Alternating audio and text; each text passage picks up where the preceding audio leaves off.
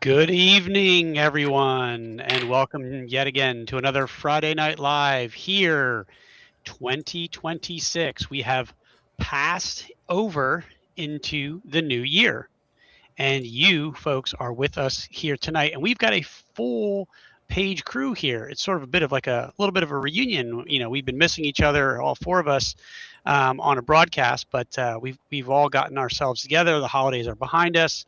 And like always, I'm here with Ed, Jen, and Ron. Hello, everybody.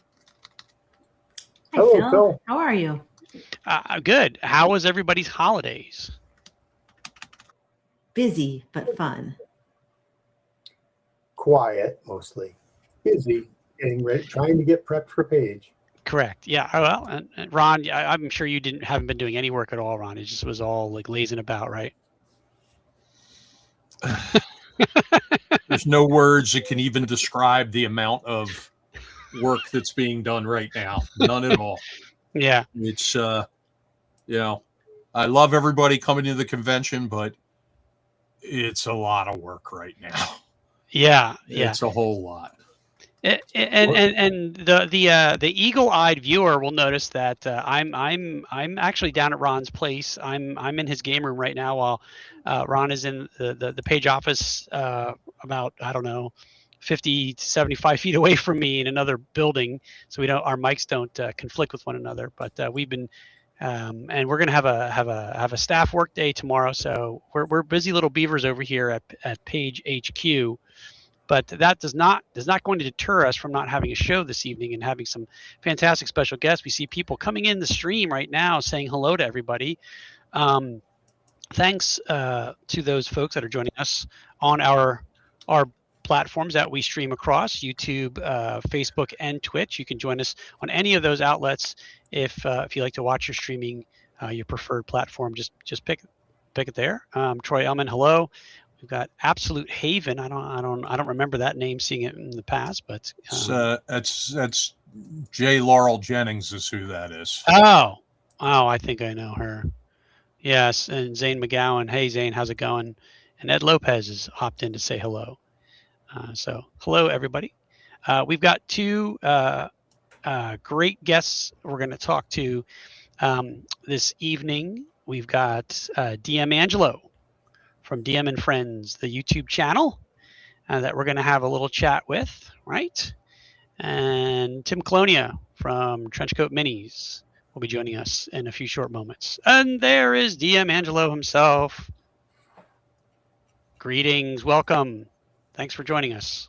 Hey, thanks for having me, guys, at the Page headquarters, even though I'm far away, but thanks so much for having me, guys. Appreciate it.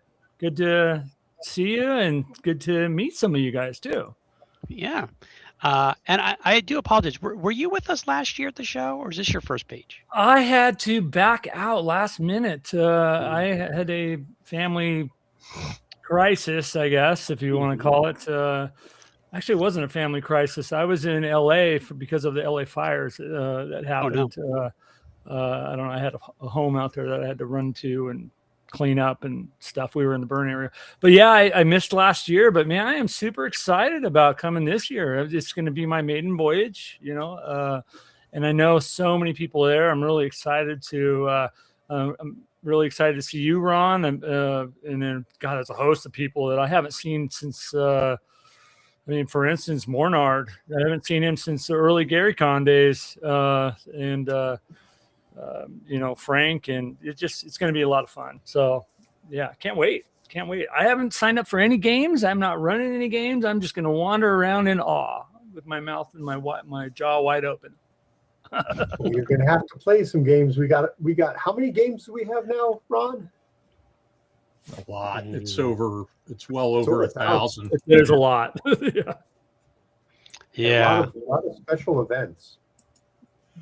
Well, congratulations on hitting 2,000 attendees too. I think you got 2,000 bad sales. Was that the mark we hit? Well, we're sitting at 2076 already, so we blew through 2,000. Oh, so you blew through it. Wow. Yeah, we're going to keep. It's going to keep going up. So, as far as events go, we have I'm seeing 1164 Oh, as far as games, wow. events on the schedule. It'd be Yeah. games, panels, contests. So And we haven't finished putting in all of our autograph signings yet. So that's true. You mean you haven't finished putting them in yet? Yeah, Phil and I. No, it's been crazy. I don't know, DM Angelo. You were saying you're not running or prepping any games. This year is kind of funny for me because I'm writing a sort of mini campaign, and I'm having other DMs writing it. And it's like the first time in over 20 years I've written an adventure for someone else to run at a convention. And wow. Trying to remember all the stuff that I don't just keep in my head and putting it down on paper has been kind of a challenging. So I've been trying to use the holiday break to finish that up. I was hoping to get them out to people by Thanksgiving, and I didn't manage that. So yeah, right now I've got 2 of the adventures are complete and out to the DMs. Got 1 more to do. Wow. And then I've got one that I'm just running myself. So that one I can shorthand a bit. It's amazing. It's sitting here going, really, I need 30 pages to tell people how to run a 3.5-hour adventure? Oh, no. Yeah. Well, a lot of it's monster stats. I hate people having to reference books or anything. So I'm putting everything in there, like, photocopying stuff and everything. But yeah, it's crazy. I know when you do an adventure for a convention or for an event, how much prep work do you do? For me, because I usually run, so I'm horrible if this last year at North Texas, I ran something for Chris Clark, and I made the mistake of staying up the whole night before. So I was dead, and I feel so bad for all the players. But so prep for that was, I read through it and I knew what to do and all that stuff. Generally, the games that I run, I know them in and out of my head because I've wrote them. I wrote them. And so that's kind of generally for me. So I've already prepped, hours and hours and hours in my head, writing it down and stuff like that. So I don't know if I could put a exact time on it, but for Chris, for the last adventure I'm talking about, which was an epic fail because it just, I was dragging.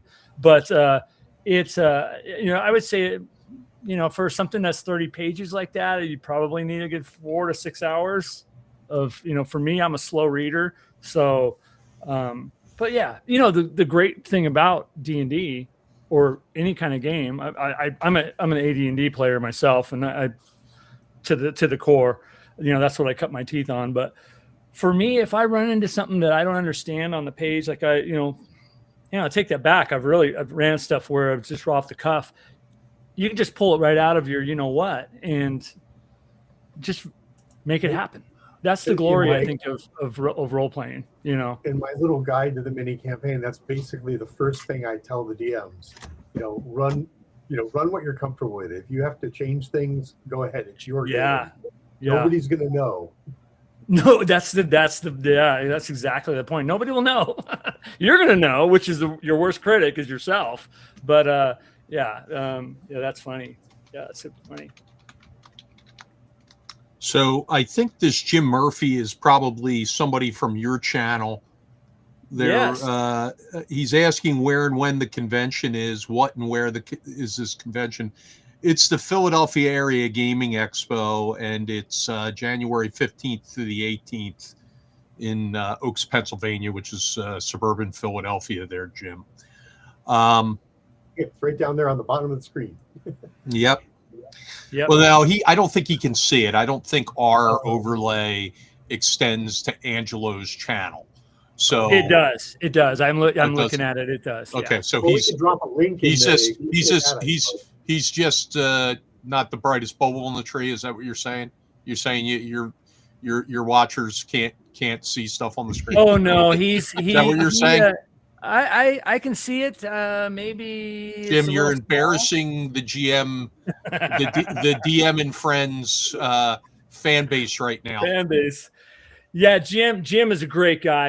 I've been gaming with him for years. He's he has his own channel. He's known as Game Methuselah on YouTube. He's been doing some really great stuff where he goes on and just talks about games, and more games. And yep. And that's Fred. Fred, I've been gaming with him since I was 7. That's yep. Dreg, yes. Now, Hammer brings up a good point. You know, guys, like please, if you're watching, check out our YouTube channel and like and subscribe. It's YouTube at Philadelphia Area Gaming Expo on YouTube. We appreciate that. No, we're not gonna ban Jim Murphy like we are Pickles, but we do have a Pickles update. Let me guess. Pickles is still banned. Oh my God. Oh man, she's still banned. Look at that. I mean, boy, she's got less than 2 weeks to go. She's got 13 or 12 plus days to try to get a presidential pardon. Do you still have the free pickle shirts? The free pickle shirts are no longer available because they were for pre-order only, but those who did order them will get them at the convention. I missed my window then. Well, I meant to order one. I may or may not have an extra one if you're really nice. So we'll see.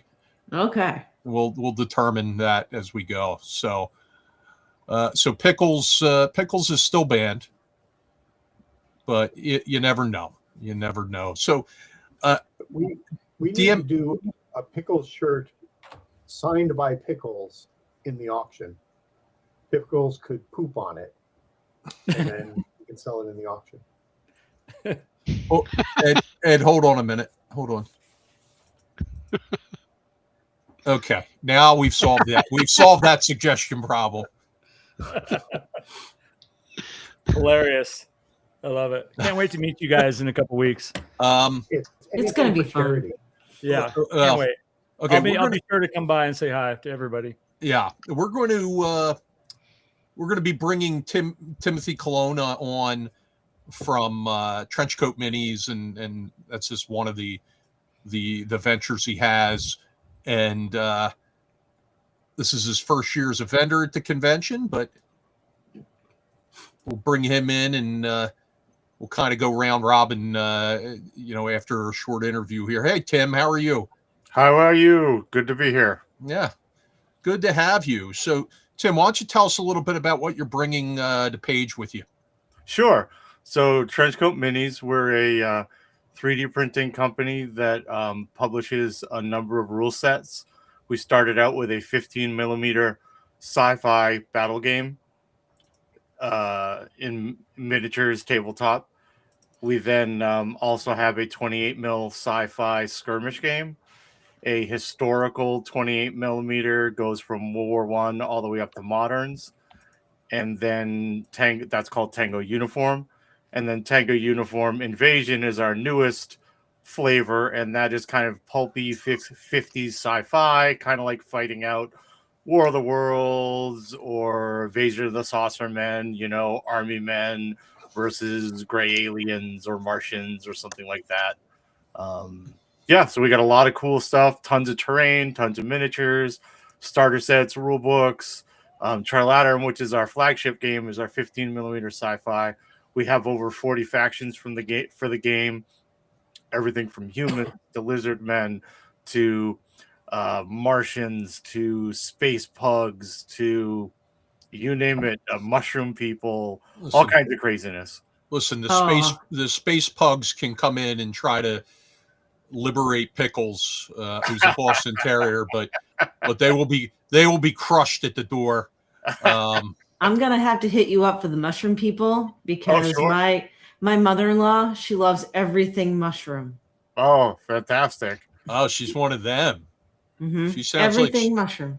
She sounds like she liked to hang out with fun guys when she was younger. Guys from yoga. Yes.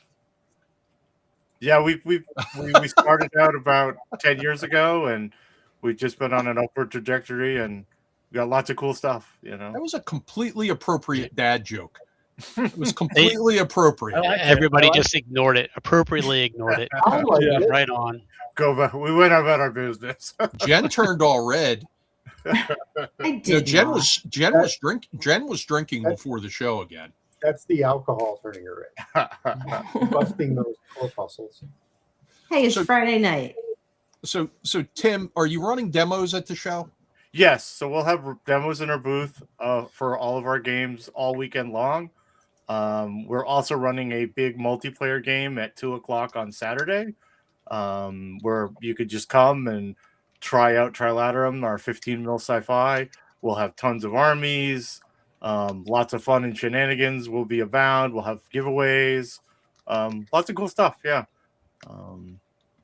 And then in the booth, we'll have demos all, like I said, all weekend long in 2-hour blocks. We've got demos that people could sign up for, and you can pick and choose which flavor of game you'd like to try. All of our rules is the same system. So we started out with the 15 mil sci-fi and then worked our way up, but they all use the same system. So once you learn one, you can play any of our games. And with the demos at your table, people, even if they don't sign up, they can just, if you've got open time, they can walk up and play. Absolutely. Come on by. We'll fit you in. We'll always make room to show you our games. Definitely. Tim, why 15 millimeter? Well, I've always been a fan of sci-fi. I cut my teeth back in the early 80s on BattleTech. That was my first miniatures game. And I loved the big stompy robots. Back in the early 90s, we were playing a lot of Flames of War, 15 mil World War II, and I just loved the scale.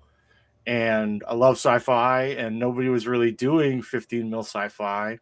So I decided to write my rules. I found some manufacturers that I worked with early on in our infancy. And then when COVID hit, we kind of scrapped all of the lines that we were using and started from scratch. I have a wonderful sculptor over the UK that does all my sculpting, and we just started sculpting, and it's been just gangbusters. We've been, like I said, we have over 40 factions, all kinds of cool stuff. And yeah, I love 15 mil. It's just a fun scale to paint, fun scale to play in. Originally the man models, the human models, there were a few BattleTech models put out, and they were real tiny. They were almost less than 15 millimeter back in the day. So yeah, they're 6 mil. Yeah. Yeah. So, that's interesting. Tell people, most people these days are used to painting 28 or 32 millimeter miniatures. Tell them what the what's an advantage to the smaller miniatures in terms of getting them to the table. Well, I find that you can, one of our armies, typically a typical, army is about 1,000 points, and that comes out to about 10 stands of model. Each stand will have between 2 and 4 miniatures on it. And I find that with the 15 mil scale, you can paint through a whole army in a couple of sessions and be ready to go on the tabletop. My sculptor does a really good job with having good detail that's really deep cuts, so that it takes paint well, it takes washes well, and especially the new contrast paints, that takes those very well. And being 15 mil, you've got detail, but you're not, painting every pouch and every crease and crevice on the model. You can really have a quick paint job, and they look great on the table. Let's talk about paint real quick. One of our sponsors this year is the Too Thin Coats brand. And they're going to be hosting the paint and take. And have you used those paints at all? Have you had any success with those paints? I've not used them. No. I'm always willing to try paints. I just haven't. My local shop, I haven't seen it in there yet. Okay, but I'll have to check them out at the show, definitely, and maybe I'll give them some minis for their paint and take. Well, yeah, that would be great because it's they're sponsoring the paint and take, but it's the convention's paint and take that they're sponsoring. So yeah, any donations of miniatures are greatly appreciated for that. And Sure. you're definitely going to want to talk to Bob Watts, who's Transatlantic Games. Mm-hmm. Used to be Heartbreaker. Yep. Then you used to, he was the president of GWUS. He was the president of Ralpartha. Mm-hmm. Then he was Grenadier before that, and he's been around forever, and he's a local guy, and he's just a wealth of knowledge of the miniatures, the gaming miniatures industry, whether it be sci-fi or fantasy. Let me go shoot it over to DM Angelo or Jennifer. What questions do you guys have for Tim? What made you first decide to go into the mini painting business in the games? I started my working with gaming companies back in the early 2000s. I worked part-time for GW I worked as an outrider for them. I also got picked up as an employee with Forge World, and I did shows with them. Oh, okay. Yeah. I kind of slung resin for them. And then after that, I worked a little bit for Architects of War and Alien Dungeon, Ernie Baker's company. They put out Fantaside and All Quiet on the Martian Front. I worked on the All Quiet on the Martian Front project. So for as long as I can remember, I've always been into gaming. And like I said, when I started doing BattleTech, that's when I really started, miniatures and painting. And then as I was working with Alien Dungeon, working on All Quiet on the Martian Front, that really kind of was about the same time that I decided I wanted my own miniatures game, my own 15 mil game. And, my wife is hugely supportive. She just said, if that's what you want to do it. So I wrote the first set of rules. We went through playtesting for about a year. I then just had a rule book and use your own minis. And then 3D printing really started picking up, and it made it affordable for small businesses to have a line of miniatures of their own. And that's kind of how I started doing the miniature side of it. That's awesome. I've got a bank of about 10 printers in the basement that just go burr, burr, burr all day long. And, I pack the product all myself. It's pretty much just me and my wife and kids will help out where they can, but it's just me doing the production and all the rules and the print and that sort of thing. I was going to ask about that. So it's mostly resin. You're not spinning metal. Okay. No, it's all 3D printed, either 3D printed resin or FDM for the larger terrain pieces and larger pieces that are cost prohibitive in resin. For one of your games, about how long is a typical session? You can play a full-size game of Trilaterum in about an hour. Trilaterum Firefight, which is the 28 mil skirmish, as well as Tango Uniform Firefight. Half hour, 45 minutes, and you're ready to go for another game. They're very different. Go ahead, sorry. I was just going to say, see, that's one of the things I think people have a misconception about the 15 millimeter war game space, because you remember like all the Napoleonics, all the games that you'd set up and play for days and everything. Yeah. And looking at your game, it's like, hey, I could not only can I play this in a short period of time, it also doesn't need a lot. I mean, I can carry it around in a backpack. Yeah. Everything I need. Yeah. I sell my armies in a 6x9 box, and when you assemble all the miniatures, you can literally put them back in the box, and they all fit right in there on their bases. So It gives you kind of like a little carry case that you could put some foam on. We play every Wednesday night at our local shop up here in New Hampshire, and we're done in about an hour and 15, and we're ready to either play some cards or maybe even play another game sometimes. You New Hampshire people, you never know what you guys are like falling out of trees on this program. Jen, you're in New Hampshire, right? Yes, I am. Oh, Okay. really? That's great. Plastow. Oh, Plastow. I'm in Derry, so. No kidding. Oh wow, Yeah. we're not far away. That's No, cool. I game at Midgard. That's where we go. So. Okay. But I go over to Tabletop Nexus a lot too. So. Awesome. Angelo, what questions do you have? Yeah, you mentioned 15 mil. How tough is that for after a print of those to extract and kind of clean up, or do they come out pretty clean? Oh, they come out super clean. Do they really? That's awesome. I've been doing this a long time, so I've got my supporting down pretty good, and you may have to clean up one or two little nubs, but in general they're ready to go. And most of my miniatures are single piece, so you really just have to glue them onto the base.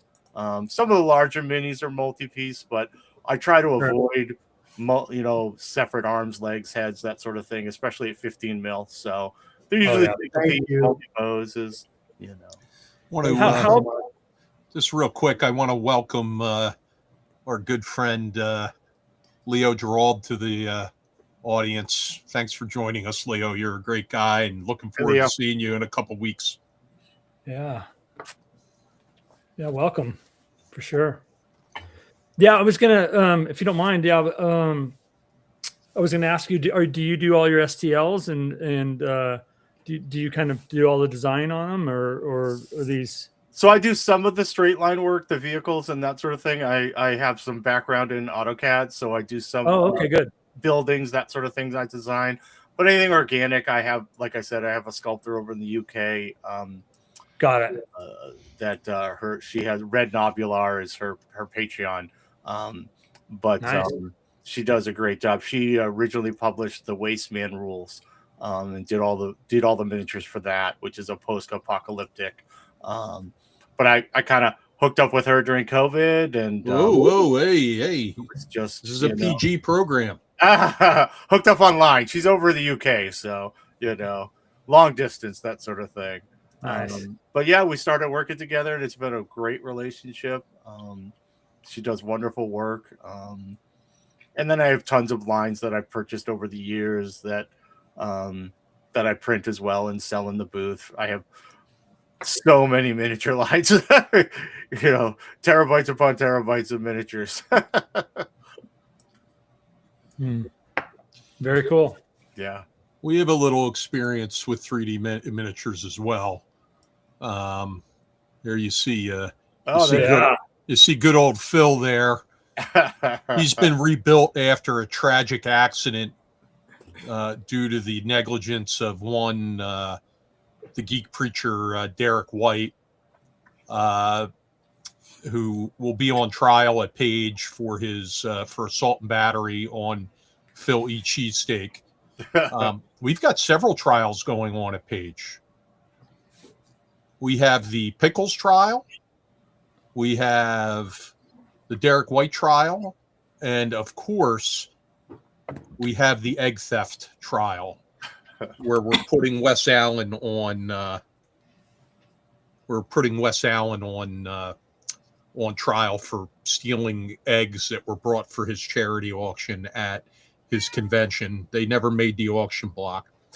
Saul Blair is going to be at Page. I don't know if you know him at all, but he's a miniature sculptor, 3D miniature sculptor in Maine there.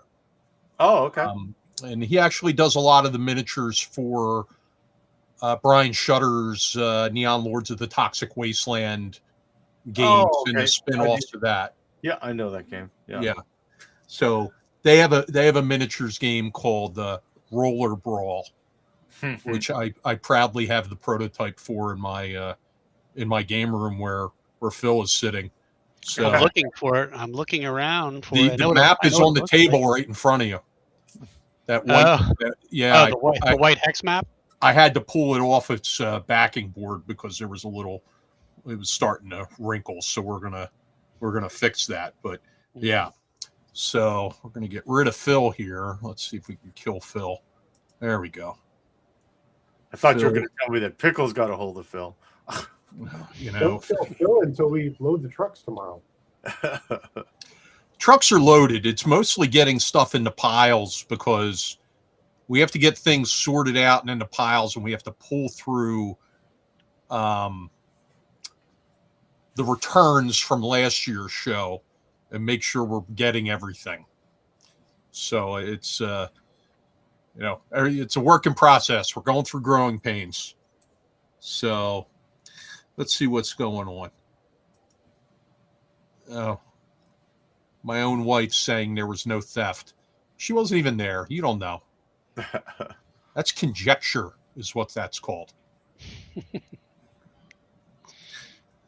All right. So at this point, we normally go to the crowd to see if the crowd has any questions for our guests or any questions for anybody from the page crew here. I'd like to see a DM Angelo Blind Bard collaboration after page, a little bit of maybe a joint program one day. Sure. I love it. Let's do it. All right. Mushrooms. Yeah, mushrooms. Is your mother-in-law coming to page? No. Okay. Because No, Chet Mitten said he wanted to be a fun guy. He said that in the the audience. He said that. That's cute. No, but I might get some for her anyway, because gotta get presents for next Christmas. Let's make that note. Let's make that note that the blind bard called Chet Mitten cute today. Oh, come on. Oh, see? Actually, Chet likes mushrooms too. Mm-hmm. Actually, knock on wood, I'm getting a sweatshirt made with the logo that he printed for me. So I'm hoping to be able to wear it at Page. Oh, there you go. That's nice. That's good that Chet made that logo for you. Yeah. Mm-hmm. Chet's working hard. He's working on a comic book today. He's working on concoction stuff next week. He's working on OSR Con art. He's working on Orange Cat Game stuff. I mean, he's really suffering under the yoke of all the creators that want him and all the convention organizers that need a third tier artist's help. I mean, it's really, really incredible. Yeah, but he can handle it. Oh yeah. He's super. He's that good. He's the best. He's popular. He's the best. Yeah. Mm-hmm. Hey, Ron, quick question. I haven't looked for maybe 2 days or so. How is the Kickstarter going? The Kickstarter. That's a good question. We can taste our first. I think I saw a post about a stretch goal. We can taste the first. Away. Yeah, we're close. Let's see.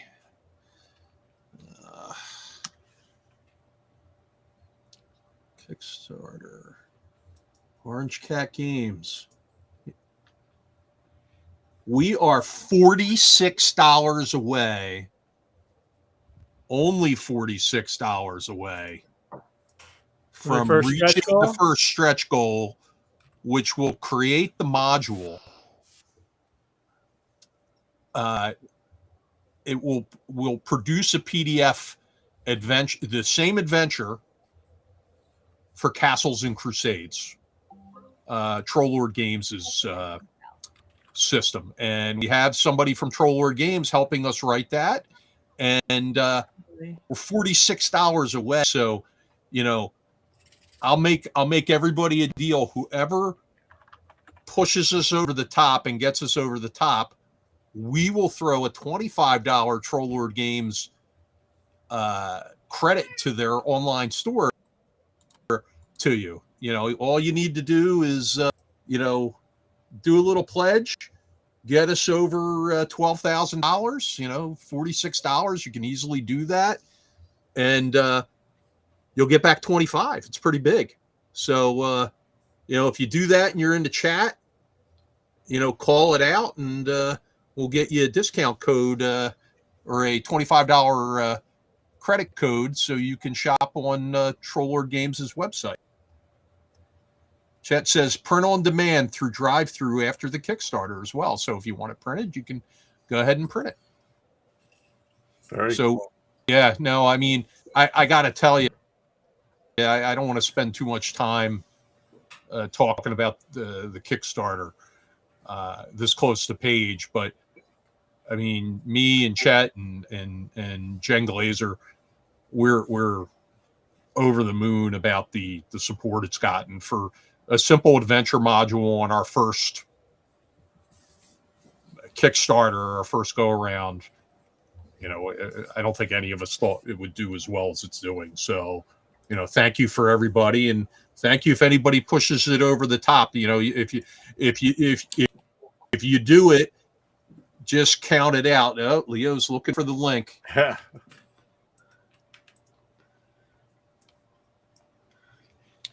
Here's the link to the Kickstarter. There it is right there. So it's a lot of fun. We have a lot of good stuff. I wrote the adventure. Chet did all the art. And Jen Glazer tells Chet and I, no dummies. You can't do that when we try to do something that, you know, will lead us to financial peril. So, you know, she keeps us in line. She's actually the brains behind the operation. It's got nothing to do with me or Chet. But yeah, no, we appreciate all the support. And if you happen to be the one who pushes it over, you know, just post in the chat and we'll make sure we push that out to you. Now let's see what we have here. There's a question about merchandise pre-orders.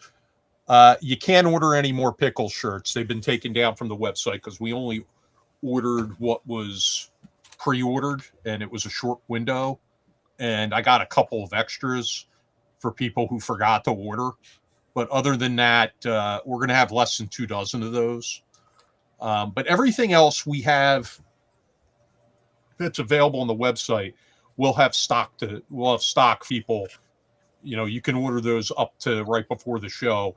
If anything gets dangerously low, then it'll get removed from the website because it'll be out of stock. So, it just went over $12,000. Who did it? Oh, Michael from Pittsburgh pushed us over. That's awesome. Thank you. And we have a question for Michael. Thank you. And thank you. You know, Michael is coming through big time for Page. He put in to volunteer like 14 shifts at the convention. And, you know, what a great guy. We really appreciate him coming out. And, you know, thank you, Michael. Awesome. And Michael, I'll shoot you over the code right after this. But I will say this, anybody else who puts in during the program and calls it out will also give you a $25 gift card.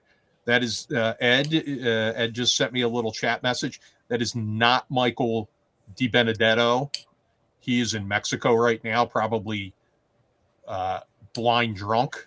I was wondering because I got a message from him the other night, and so saying he was in Mexico. And I was like, really? He's tuning in from there? Yeah, he'll be back. He'll be back soon. So, you know, and he's got his gun-toting cousin over at his house. If anybody's thinking about going to rob him, so he's one of the GMs for the Colonnia. Yeah. Okay. Now I take exception to this. So my wife is an amazing woman. She's an author. She's a permaculturist. She's a massage therapist. She works with cancer patients. She teaches classes. She's got multiple degrees, all this stuff. But I can't get a shoulder rub out of her. But now Jen says there's a free shoulder rub for Michael in chat for working all those volunteer shifts. No, I'm you see this? This is the boycott stamp. That's the boycott stamp. No. Okay, so we have a question. We have several questions coming in. And the first question is from Brain X Optional. He's got a question for DM Angelo. What's the question there?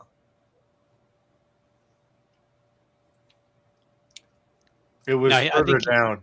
I think it was further down. You got to scroll down a little bit. I got to scroll down. Yeah. Oh, I must have missed it too because I'm looking at the chat coming in.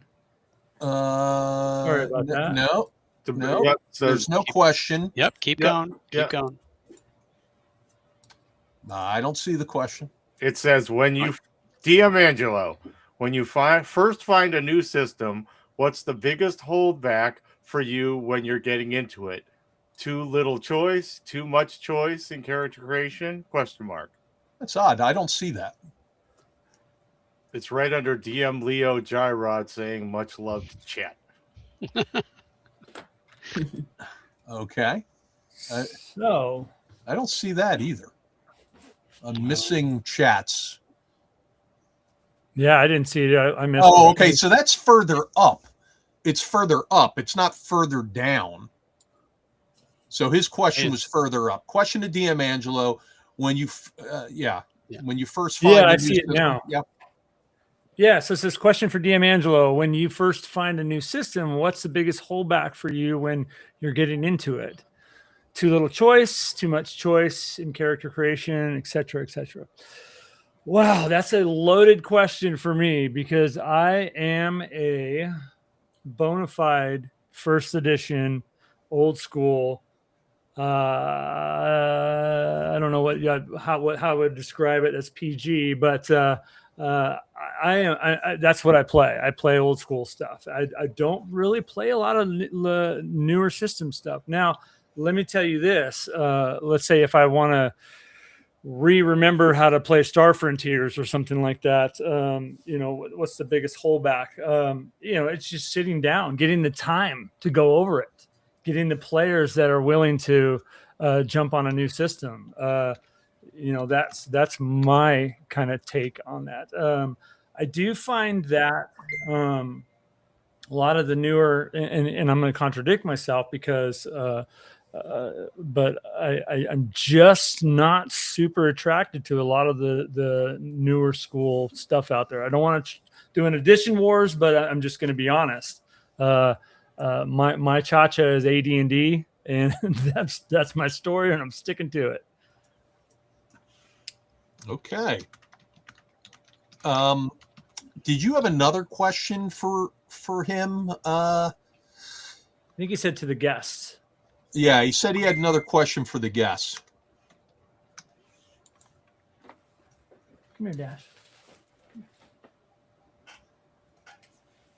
Well, I got to tell you, DM Angelo, I'm a an AD&D first edition Thaco guy myself. So yeah, I love it. I not that I shy away from any, because I'll play any game. Mm-hmm. This is what what I kind of where I kind of land, and I know this goes, kind of creators are going to be like, ugh, I have a game that I could put any kind of thing into, you know what I mean? And for me to learn, it sounds horrible. I mean, a lot of the new stuff now too is super similar too. It's kind of using that shift back to old school, and so it's not super hard to really kind of jump right into it. Think of Shadow Dark. Think of it's really so modeled after BX or AD&D, or I don't really see a huge holdback. I think where if you go back to the second edition days where they had 3 million splat books, right? Hey, I used some of them and I liked them, but there's the feat. But for me, that's what house ruling is. That's what, expanding on your own is, you know what I mean? To me. So, I love it. I love it. But yeah, I don't see a real, I don't really see an issue with getting into it. It's really just for me because I'm such a busy guy with work and this and that and blah blah blah. It's really sitting down and going through it, and then getting other players to also go through the rules and go through the Sure. Yeah. So For me, yeah. Go ahead. So real quick, so BrainX Optional says, apologies, my messages aren't getting through appropriately. I guess this has been a general question. As a creator myself, just wondering where people are coming from. Okay. Yeah. So that's a great question, though. It's a really great question. I'm probably the wrong person to ask.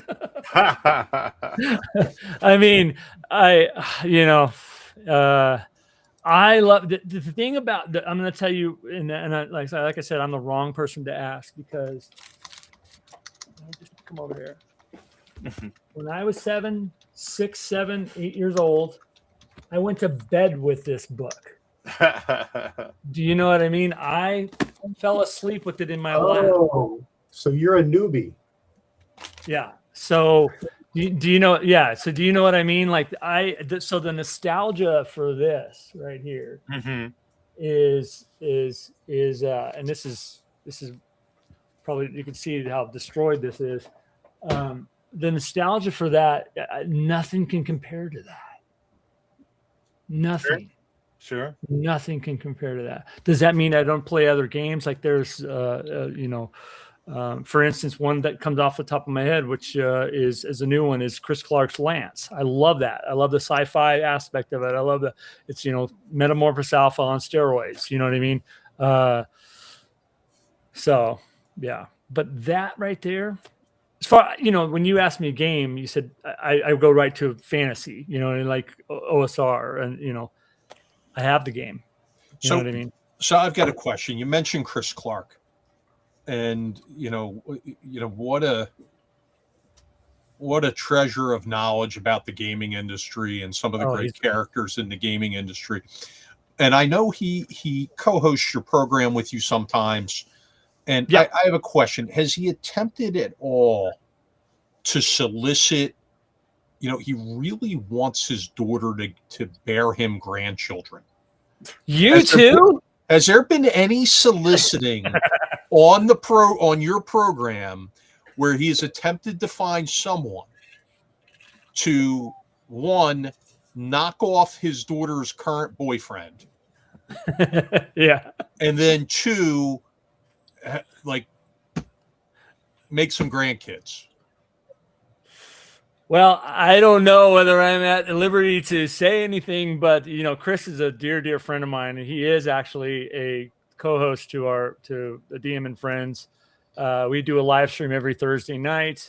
Please, you guys go on there and check it out. If I can, I'll talk about the channel a little later. But Chris is a really amazing guy. He's such. You're right. He's such a treasure for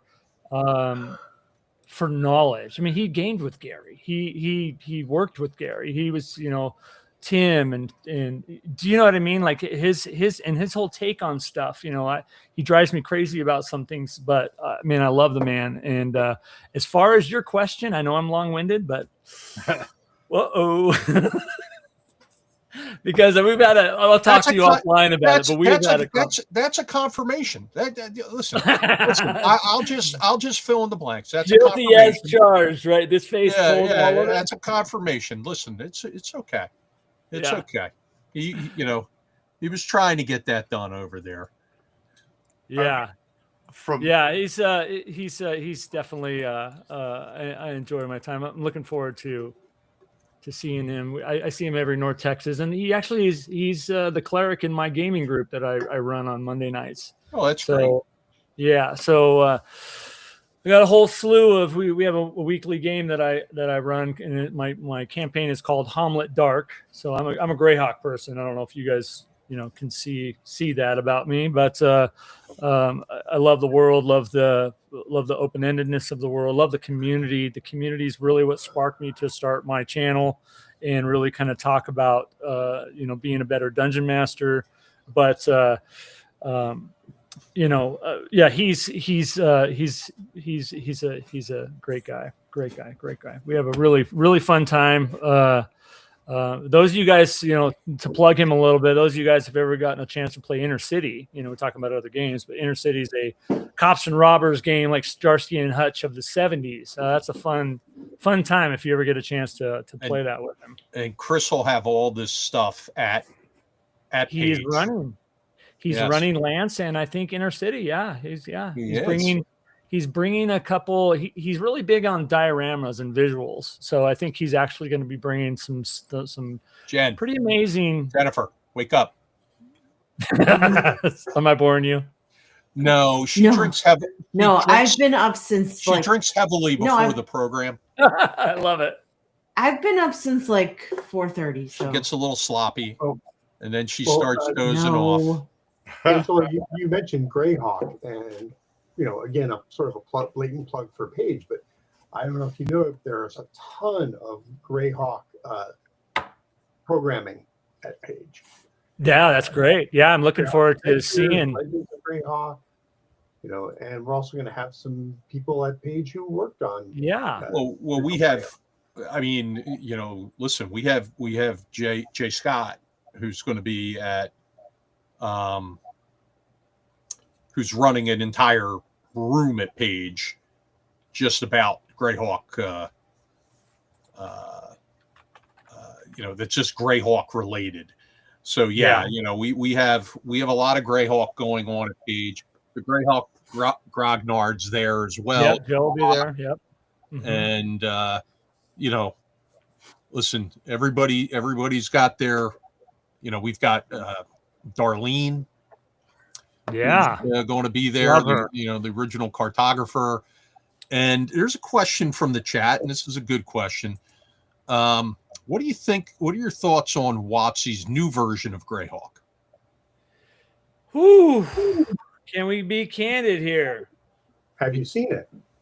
Can we be candid? It's only candid. Okay. What are you talking about?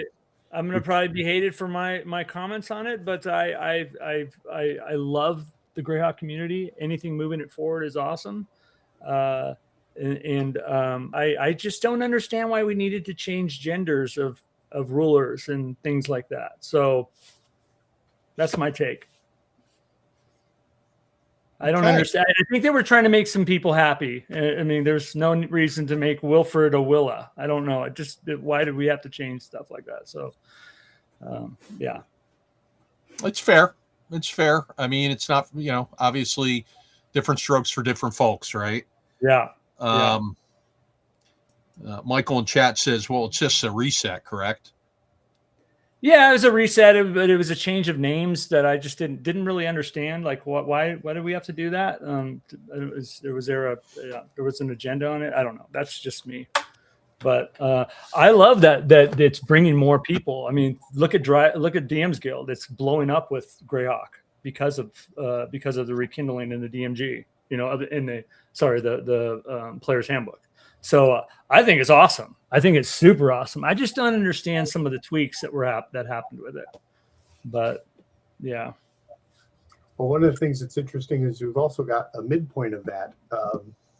When I was working at TSR and Wizards on 3rd edition, two of the designers who worked on the Greyhawk for 3rd edition, because I don't know how many people know this, but Greyhawk was the default world for the 3rd edition relaunch. Sean Reynolds and Eric Mona are both going to be guests at Page, and they both worked on the 3rd edition version of Greyhawk. Yeah. Yeah, I think that whole era of the third edition was awesome. I mean, it was super awesome. It was a whole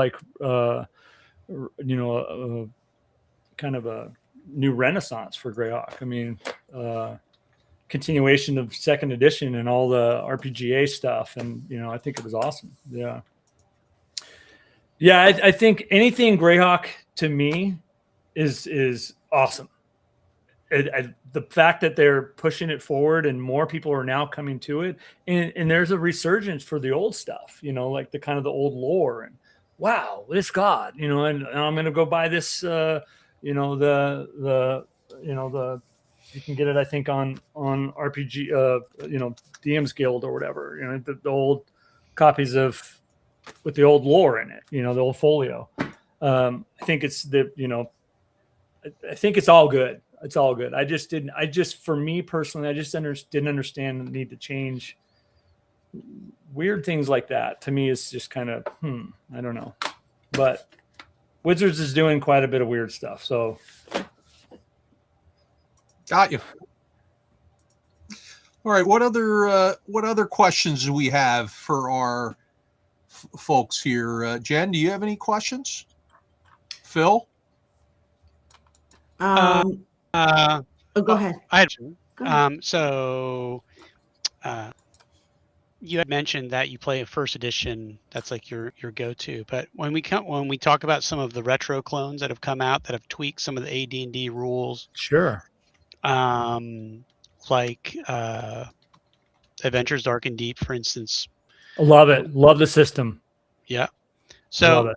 is that because Joe's tweaked some stuff or added some things that that he feels would have likely been a natural evolution of the system. I was curious your thoughts on things like first edition retro clones. Yeah, I mean, because I know Adventures Dark and Deep pretty well, and I know Joe really well, and I think what his whole idea about Adventures Dark and Deep was, this is what Gary would have thought it was going to be a second edition if he stayed in TSR, and so he has a really awesome skill system where skills are bought through XP, not just handed out like candy. You know what I mean? Because you have a non-weapon proficiency. If you look at Adventures Dark and Deep, Thaco is still there. Literally all the tables are not identical, but he's got a lot of tweaks in there. But his skill system and the way he redid the Bard and some of the classes, it was the evolution. I like that you said the evolution of that, of how AD&D should be or could have been or something like that. And I see that a lot of those, Castle Crusades and, what Jeff did with Hyperborea, I played that for quite a bit. I think they're super awesome. And I really do. ADD is really good. Adventures Dark and Deep, I think he hit it right on the money. I wish there was, and he's actually getting ready to do a Kickstarter for some stuff on there. But I love his system. I wish more people played it. I actually ran his Swords of Wuxia. I ran a campaign. Oh my god, that's awesome! Here. We used a modified AD&D first edition module, and just I peppered in all the Chinese style location and map and everything and monsters that were appropriate, but we still were using his modified version of AD&D plus all the kung fu, and we really had just like a kind of like Shaw's Brothers kind of thing going on, and it was a lot of fun. We had a lot of fun. Yeah, so it's a great system. He writes great rules. I actually met him at TotalCon. TotalCon is up here in Mass, and he was at one a few years ago, and I picked up. It was originally the Golden Scroll of Justice or something, and then he redid it as Swords of Wuxia, and I picked those up from him, and I ran it. It was a blast. He does a really good job because it really still captures the flavor of AD&D first edition. I think there's more similarities than there are differences, but I think the differences that he did put in there really reflect. And I love like I said a second ago, I love that you said the evolution, because I think it is a step forward how second edition would have been, because his skill system alone is like mind-blowing to me. I think it's so right on the dot, because I don't know if we want to talk technical here about the mechanics, but I don't think that just because you raise a level you should get a skill, or what I mean. Oh, now I have tracking. Well, there should be a pay for that. There should be a pay, and that's experience, which I think is super. He hit it right on the nail. Hit the nail right on the head. Yeah, that's the right phrase. But or saying. But definitely, man. And that's the big example I have is Adventures Dark and Deep, and then same thing with Jeff Talarian's game. He basically it's AD&D to me, but I like how he combined the classes, fighter, magic user. He has a very unique class system. Yeah. For Hyperborea, I really like it. Yeah. A lot, and he did a great job with that. It's a great job, and the setting's amazing too. Yeah. And interestingly, Phil and I were just talking about this today, and I was talking about it with Chet as well, that Monolith, this came out, they just fulfilled their Conan the Hyborian Age RPG, and that is there aren't classes.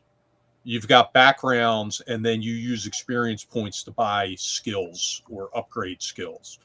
And it doesn't railroad people to only do certain things. Like you don't have to be just a fighter. You can be just a fighter, but if you want to be a fighter that can, have some stealth stuff, you can do that. In some cases, some backgrounds, you're not going to have access to wizardry or sorcery, but you know what? That's okay. That's okay, because there's still so many other skills that you purchase with your experience points. Like, you don't go up levels. There's no levels. It's just your skills progress. Yeah. It's great. It's a lot of fun. Yeah. Yeah. To kind of go back to Jeff Talarian's world, to me, it's not a huge jump to like, oh, how do I play this game?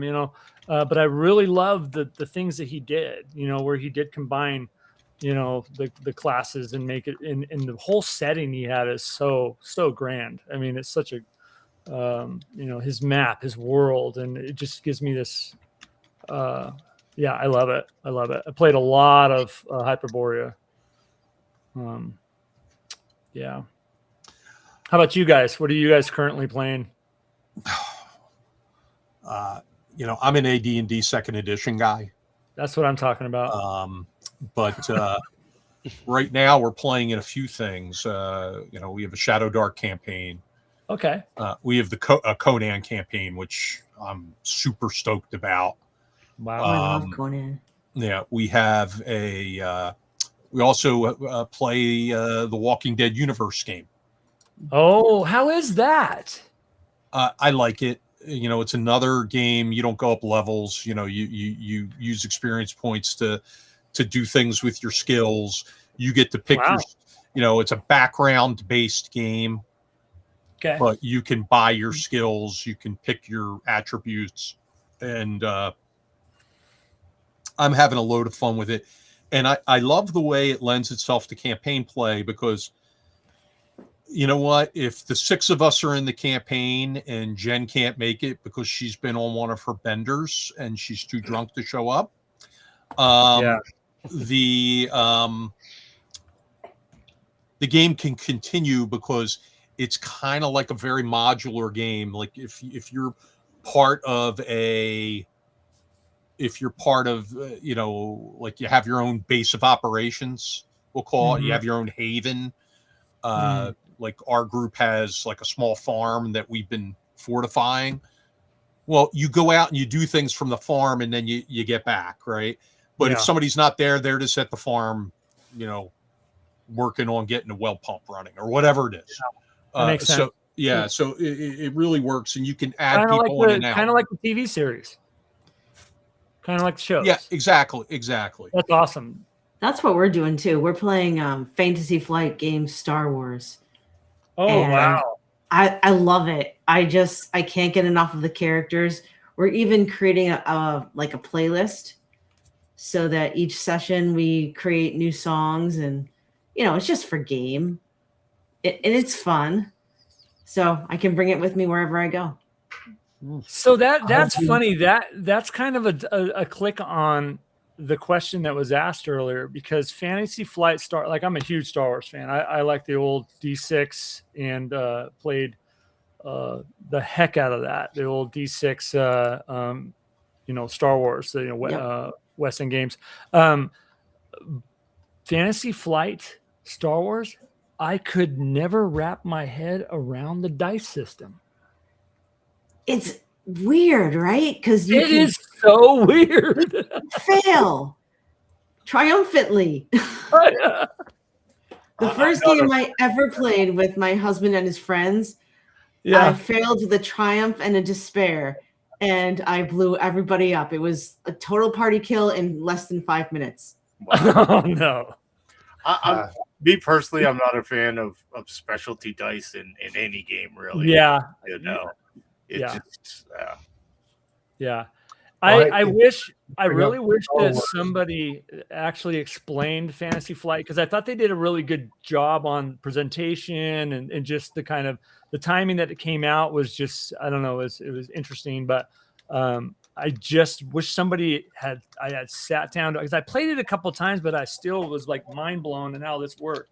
And maybe I wish I would have had somebody kind of tell me like, hey, this is how it's done. But yeah. Well, the first time I tried it, I didn't get it either, and then I really started to understand it because my husband, like, that's his favorite system. He absolutely loves it, and now he's kind of got me into it too. So I kind of understand, even though I can't really see the dice. But one of the best things about the system is there's all these skill trees, and you can spend experience every week if you want to. You don't have to, but you can. So it's like you level up every time, which is nice. So you bring up Star Wars. One of our guests at the show, Bill Slavicsek, who's also a friend of mine. We both work at ZeniMax Online Studios. Bill, of course, worked on the original D6 Star Wars and the D20 Star Wars, as did I. And he has been running a steampunk in space D6 game. He's constantly tweaking the old D6 system and adding new genres to it. We've played now the steampunk game. We played a dark fantasy game. We played a Weird West game. He's constantly rolling out new tweaks to the system. I think someday he hopes to actually publish it, but he's too busy with everything else. And then I've been running a 5e game set in my own homebrew campaign setting. Nice. And I've been playing a couple of different Daggerheart games because I wanted to try that out because everybody was talking about it. And that's been kind of interesting. It's kind of funny to hear you talk about the Fantasy Flight Star Wars thing, because definitely Daggerheart has some similarities to that. Yeah.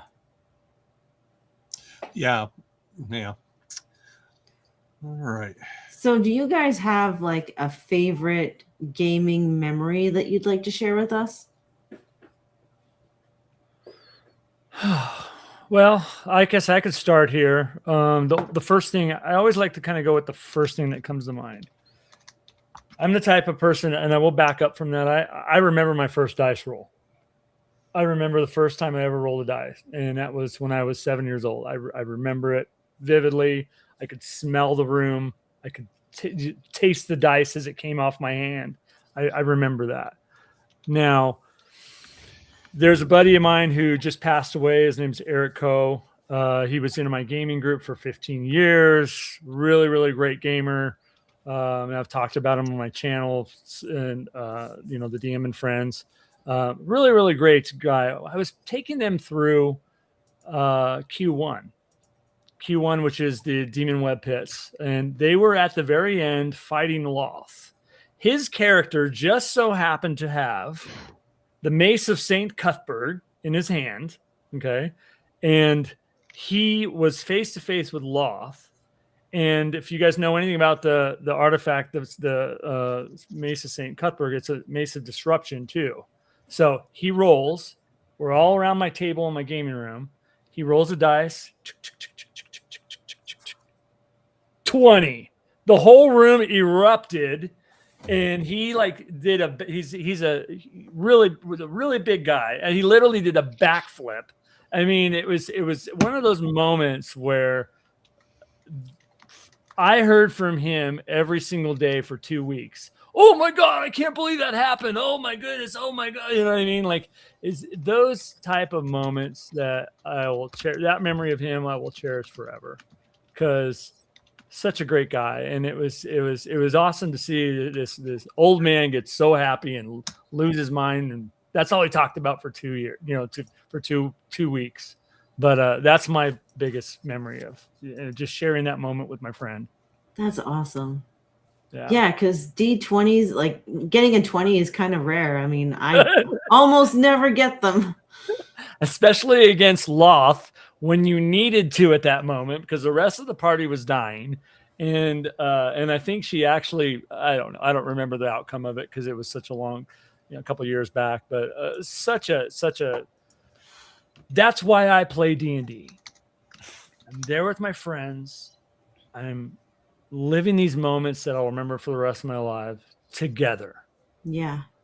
That's why I love what I do. And that's really why I started this channel too, is I really just want to kind of reach out and form friendships and community, help the community, any kind of advice, or, even like, what you guys are doing, had Ron on there so he could push his Kickstarter and, reach for you guys a little bit more, anything we can help to kind of build together. I think that's really what this is all about. And that's why I love D&D. It's just the community, the friends I've gained over the years. Cause I know I'm long-winded here, but 2025 for a lot of people was a MFer. It was a really tough year for a lot of people, including myself. And what got me through it was my friends. Yeah. And that really, really, I don't know if I'm sure you guys can relate, and I'm sounding all mushy and whatever, but that is really what it's all about, man. That's what it's all about. Yeah. Making connections and making friends. It's like, that's part of the reason I started my channel too, is to make friends with other people who love the game and spread awareness about blindness too. Like, not many people know that there can be, like, you can play the game blind, like completely blind. Yeah, that's so awesome. Yeah. I can't wait to meet you. I can't wait to meet you either. I cannot wait to meet you. So great. Look at this. This is what we're talking about. And that's the awesome thing. I talked with Jim Murphy we had on the show, and he's really big on the whole friend aspect. But I can go to any con, I can go to any game store, and that commonality that we have with each other, we can talk forever about it. And next thing you know, for a minute, we're best friends. And you know what I mean? If it goes any further than that, later on, that's awesome. But at that moment, we're right there in the universe. You know what I mean? Well, listen, exactly right. I mean, I've said it 1,000 times, right? 1,000 times on different live streams. During COVID, the gaming community was killing each other. Yeah. Okay. So for me, I there's two things. One is my company related, and one is personal. One of the things about our miniatures is when you see them in person, is they're very pulpy and very, they're a very unique style that's very retro sci-fi, like something that's jumping off the old pages of, amazing stories or something like that. So when I have a customer come in and they pick up an army pack and look at the minis, and you could see them just chuckle to themselves, that makes me feel great, because I've hit a nerve, and I've definitely hit that nostalgia, or they like what they see, and that's very touching to me. And like, kind of like you said, you're making friends because you're reaching out and giving them something that they never even knew they wanted. I mean, most people don't know that they wanted space bugs, but when they see them, they go, yeah, that's awesome. what I need. That's awesome. And my personal gaming story is the first time I was running the kids through. I have two children, a son and a daughter. They're both in their early 20s now, But the first time I ran them through AD&D First Edition, we were running kind of a modified Temple of Elemental Evil kind of thing that I was doing. And so they went into this old decrepit area of a kitchen, and my son says we go in the kitchen, and I say, well, what do you guys do in the kitchen? And he says, I roll to detect bacon. And I'm like, sure, roll a die. Natural 20. You found the bacon. Congratulations, son. So then fast forward about 45 minutes, they run into some dire wolves, and what does my son do? He takes out the bacon to try to enchant the dire wolves to be their companions. Okay, make a roll. What does he roll? He rolls a 20. So now they have dire wolf companions, and it was the funniest thing ever. And we, to this day, we roll to detect bacon. It's just something that the family is, that heartwarming, fun gaming, memory, Timothy, that is an awesome story, man. And that's what I'm talking about, man. That is exactly what I'm talking about. Those moments that now are normal for you. Like, are just will it's just a great inside joke that you had to be there. And man, that is so, dude, thanks for sharing that, dude. Yeah. No, my kids are great. And my son, he really has caught the RPG bug. He's in a number of campaigns at school that he does either online or in person. He's doing a LARPing group.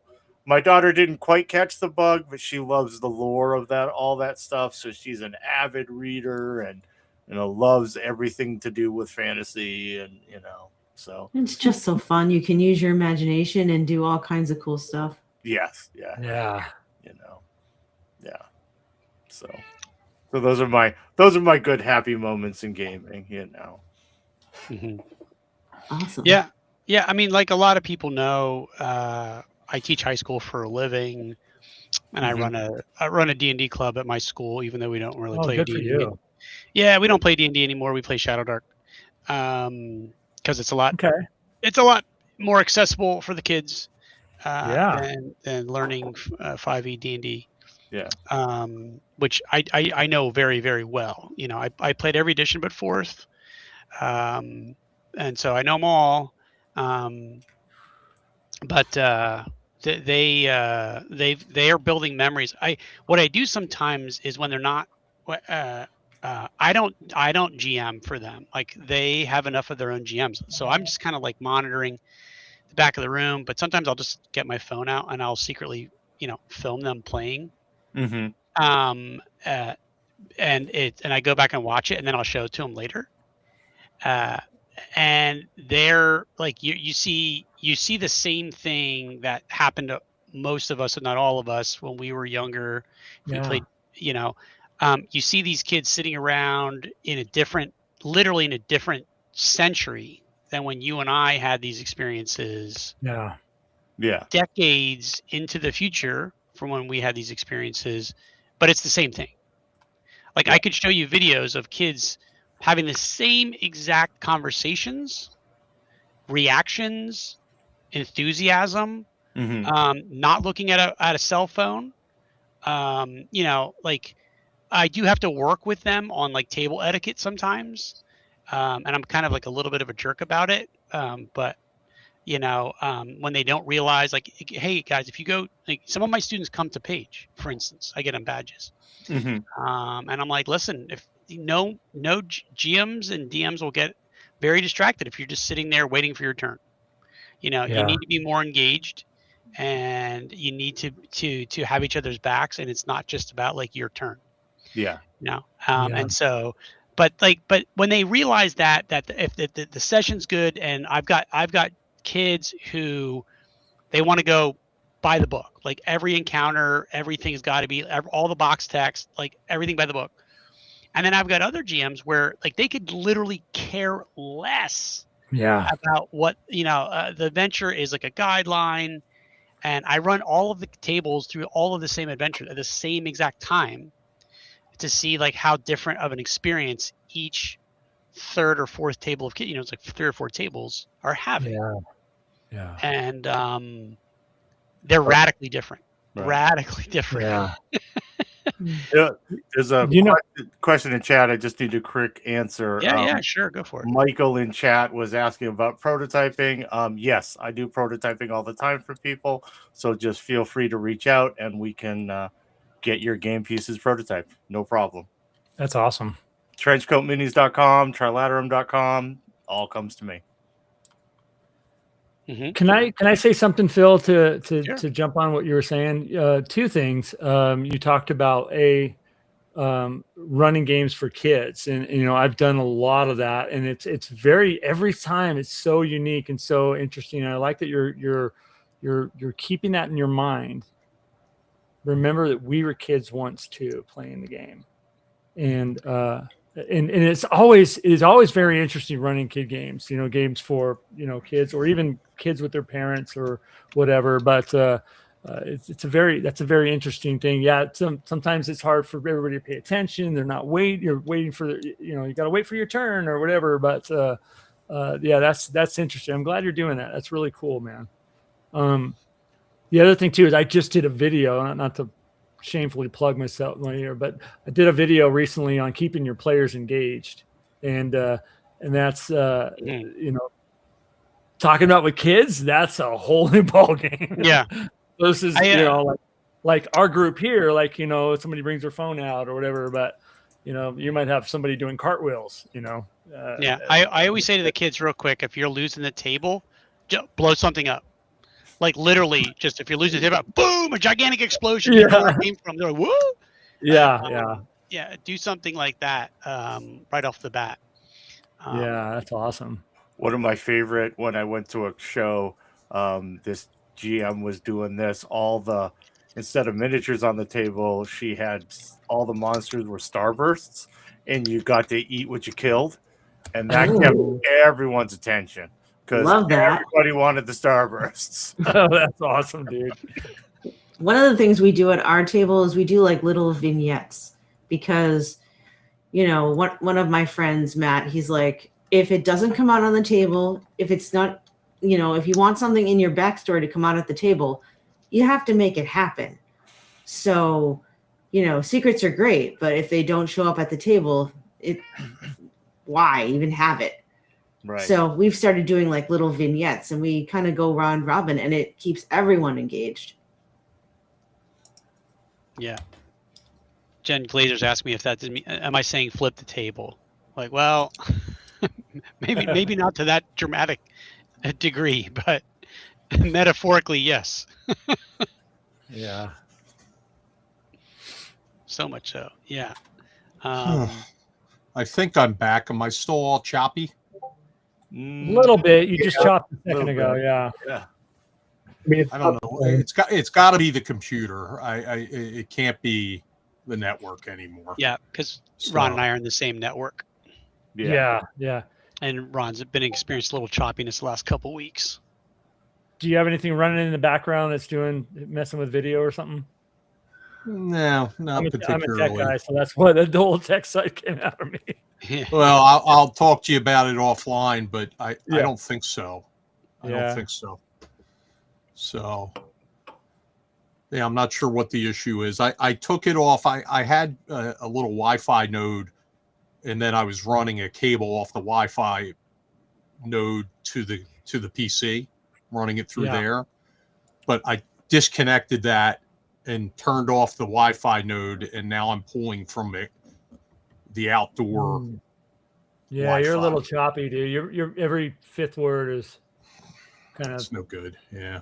Yeah. Let's see here. Getting a couple more. A lot of great response talk about kids and kids gaming in the chat. I try to, especially like when I was developing my game, I tried to make it so that it was easy to learn, yet there's enough crunchiness that you can, difficult to master kind of thing, that you can learn how to play the game within 5 to 10 minutes, but there's enough crunchiness and that sort of thing that you could really do some interesting things tactically on the tabletop. And it really works well with kids. I have a lot of kids at my tables, especially when I do multiplayer events. dads bringing kids. And that's, the kids are our future. I mean, if we're not getting the kids playing, these hobbies will die off. I was just at it's funny. I was just at a train convention a couple of months ago at the Shrine is down in Mass, and you look across this sea of people, and there wasn't anybody under the age of probably 60 out there doing the train things, and that's sad because it's such an interesting hobby that if we don't get the kids in it, they're gonna die off. It's gonna die off as a hobby. So that's why I think one thing about gaming is that the more we can do to keep these kids engaged, keep these kids interested in our games and coming back to the tabletop, laughing, having fun, saying, "Oh, did you see me get that roll?" Or one of the things in my systems is it's a re-rolling mechanic that when you get successful hits, you can re-roll, but if you make a bad roll on a subsequent, you roll on this chart, and half is good and half is bad. One of them, you could blow yourself up. You could shoot the guy next to you, or you could get another round of shooting. And kids just love it. They're playing like it's Vegas. They're like, one more time, one more time, one more time, pressing that luck and no whammies, and that's just great to see because getting kids excited about games is what it's all about. I have to tell you, a few weeks ago, I was at a local game store, Games and Stuff. They're also going to be at. Oh yeah, Jeff. I'm good friends with Jeff. He runs it. Yeah. So I was down. Well, just for the audience who may not know, but I was down there. We're having a intro game day. It was all directed at people who had not really played D&D before or other games, and I was asked to run 3 sessions, each about 2 hours long, for basically kids. Almost all the players were around 10 years old, and most of them had been brought there by parents, some of whom sat in on the game, some of whom didn't. There were a few older people who hadn't played at all, but I gotta say, excuse me, they of course were extremely enthusiastic, which was nice, because nothing's worse than running a game for people who don't want to play, and they were very into it. But the other thing, one of the things that Paul and Jeff gave me was the new 5e starter set, which is extremely well done. A terrific way to introduce people to gaming because it treats the DM as if they're new as well. And I think that's always been one of the problems. Back when I was working on 3rd edition, we of course released a couple of starter sets during the 3E and 3.5 times, and I thought they were improvements over some of the other stuff we've done. But I can remember standing in the focus test room with the design team, particularly Jonathan Tweet, and I don't know if you guys have ever done like a formal focus test, but you sit behind the big, one-way mirror or whatever, and one of the things that they do is they give you notebooks so you can write stuff down. They record everything so you can analyze it later, but they also give you little stress toys, like little spongy toys. And I can remember Jonathan Tweet standing there ripping the heads off of little stuffed penguins as people were just absolutely misinterpreting everything in the set we gave them, because the first couple of cracks we're writing as if the people knew how to play the game, and of course they didn't. And so you have to write a game that is friendly to somebody who's never played before. And I will say that the new starter set definitely does that. I felt that I could have sat down at the table and with very little prep, if I had never played D&D before, could have run it as if I was playing a board game in a lot of ways, and it still had all these components. But I think a lot of people have realized over the years that the most important thing for gaming is not necessarily what game people are playing, but it's that they keep playing. We've known for years that the biggest reason somebody quits playing a game, whether it's D&D, whether it's Elder Scrolls Online, whether it's something else, is because their friends stop playing. Because with some exceptions, most tabletop games need other people. And so That's I think true. that you're right when you say like about that analogy about the train thing. I totally get it. If you're walking around your hobby and all you're seeing are older people in there, I mean, good for them, but really got to start bringing younger folks in. Yeah. I know. I wish I had been introduced to D&D when I was younger. I got into it late, I think. You hit it right on the nose about, Beckme did the same thing. Frank Menser's Red Box. If you read through it, they assume you're not a dungeon master, and they teach you right from the beginning to the end. And that's awesome. That I haven't seen the new starter set for 5e. You're talking about the newest one? Yeah. I did see the one for Stranger Things. Did you guys see that one? The box set? Yeah, I've seen not picked that up yet. That looks fascinating. As I understand it, it's very strongly themed, but it is a starter set. So I don't. I mean, maybe I'll talk somebody into giving me another free one. But I'll tell you with that though is the fact that I see that in Target and Walmart and all of these places that you typically don't see, role playing gaming popping up. That is huge, because the mom that's walking through looking for something for their kids for Christmas. Oh, hey, Stranger Things, that's popular on Netflix. Let's give it to them. You've just introduced someone to gaming and you didn't even know it. Yeah. And True. that's huge. That's huge with gaming. Yeah. I do want to at some point look inside that because I want to see how much of a starter set it is. Because hopefully they did the same thing with it they did with the regular starter set. Because yeah, you're right. Is there a new one? Because the one I bought years ago. No, there's a new one. They came out with a new one this year based on the characters. The newer stuff, yeah. Campaign, whatever. Yeah, because the one I have, one I have, I think is a starter set. Yeah. Yeah, there's 4 5e officials been published since 2014. Got it. Yeah. Okay. Yeah, it's such a big difference in shift, because when I was kind of in the early 80s, that was the whole panic, and it wasn't. I think the only place I could get D&D books was at the hobby store or like a B. Dalton bookseller, which I don't even think that's around anymore. But that's really great for this generation that they can just go to any, like you said, Walmart, and whatever. So I was very lucky. There was a bookstore maybe a mile from my house that I could drive my bike to, and it was actually across the parking lot from the library. And he had D&D books. He had the original BattleTech box sets, and I can remember buying all my first edition D&D books there back in late 70s, early 80s. And I considered myself lucky at the time, because you're right, because you had to search it out in some places. Again, I grew up in Mass, so Mass was not Satanic Panic land. That was they were pretty open to it. So at some point, that was a fun time for sure. It's getting late, but at Page, I will have to tell you guys the Satanic Panic story that I have, but it takes a while, and it's quite funny.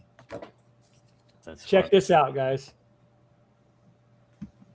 Dark Dungeon. That's one of the flyers. Yeah. These were the little. Oh, is that a chick? Is that a chick track? Yeah. These are the little pamphlets that they sent out. They gave out. Yeah. In the early 80s that were to take you away from. That were, the kind of. I don't even know the right words. I'm not a good word person. Getting them outside of Gen Con. Yeah. Yeah. Yeah, these were,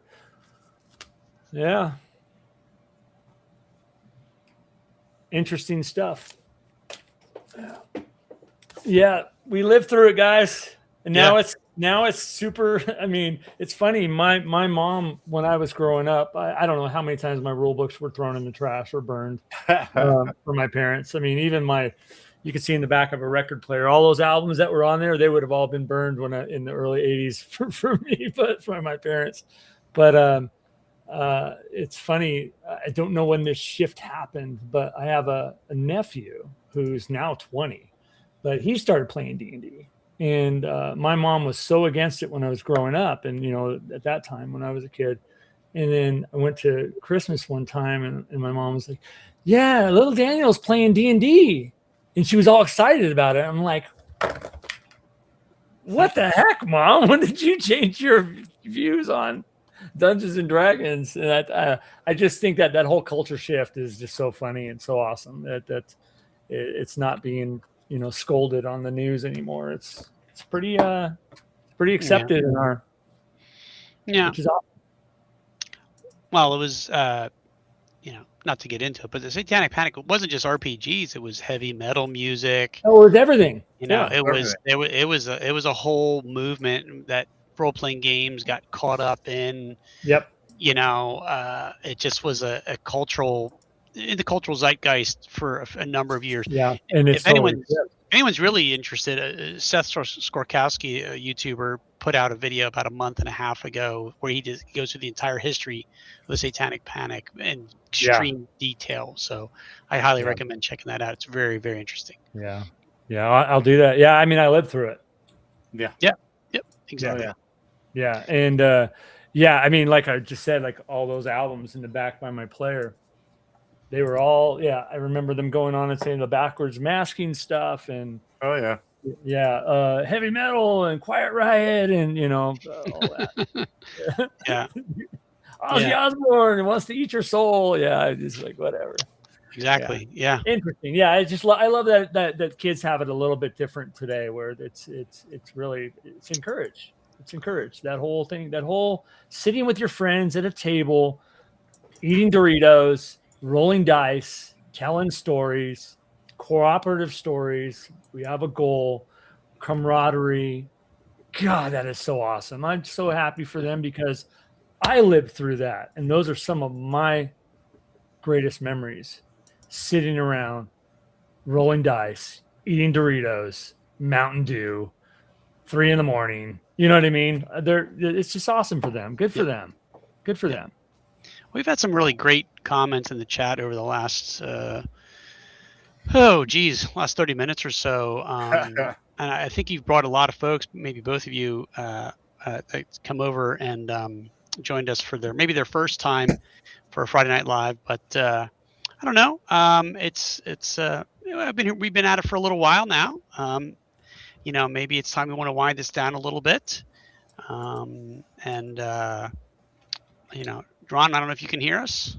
I can hear you. Okay. All right.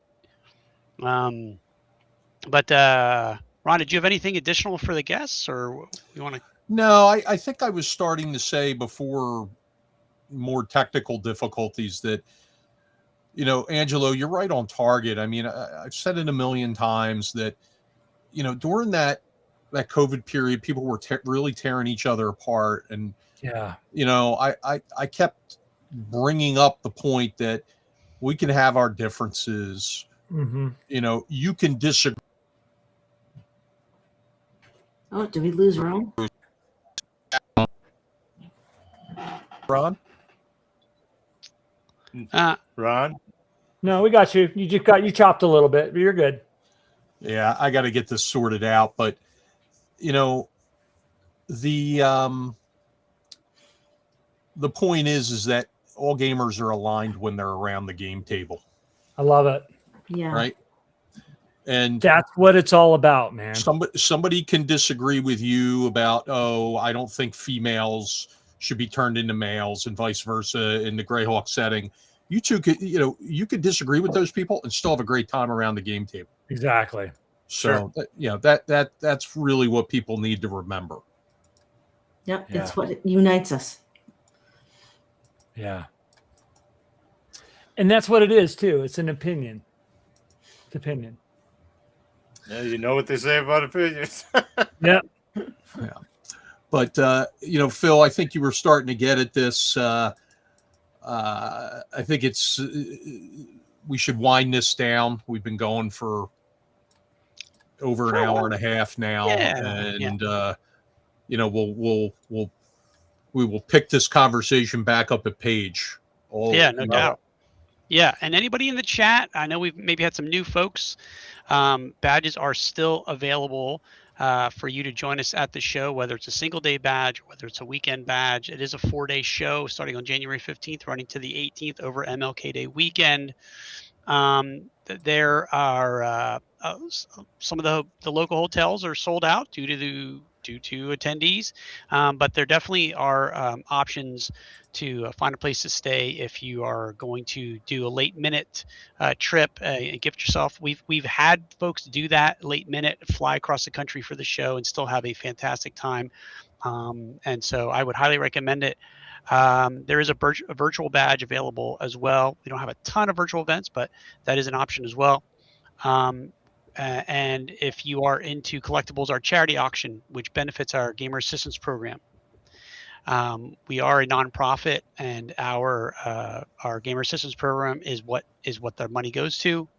I think someone in chat earlier asked, what was our charity or program of choice this year? Well, it's going to be the Gamer Assistance Program every year for Page, and that is where we dole out small grants to people in the gaming community who found themselves in financial difficulties. So it's a fantastic, not only is it a fantastic program, but this year's charity auction is going to be fantastic. Ron has been working on the auction list, and the items are particularly nice this year. It's very high quality items that are going to be up for offer this year. So anyway, and if you have gotten a badge, there are fantastic events that are still available for you to jump in on and get tickets for world-class convention RPG events. So please check out the calendar. All right. Agile Monk, yes. Gamer Assistance Program, yes. Cool. I was hoping that's the core. It's the core of what we do. Exactly. Yes, Agile Monk. It's the core of what we do. Matt Archibald in chat says, "Play On Guard at Page 3." Yes, our good friend. I'll be there. Matt Archibald always offers an On Guard game, which is a fantastic early French dueling aristocratic game where a lot of French accents come out during the game. So you want to give that a look and throw Matt a little love. So, all right. Well, are we ready to sign off for the evening? I think we are. For the guests, you want to say anything before we sign off, and then we'll let Jen close us out. Sure. If you don't mind a shameless plug to my channel. By the way, you guys, thank you so much for having me on. I really appreciate it. And I look forward to meeting all of you guys and gal at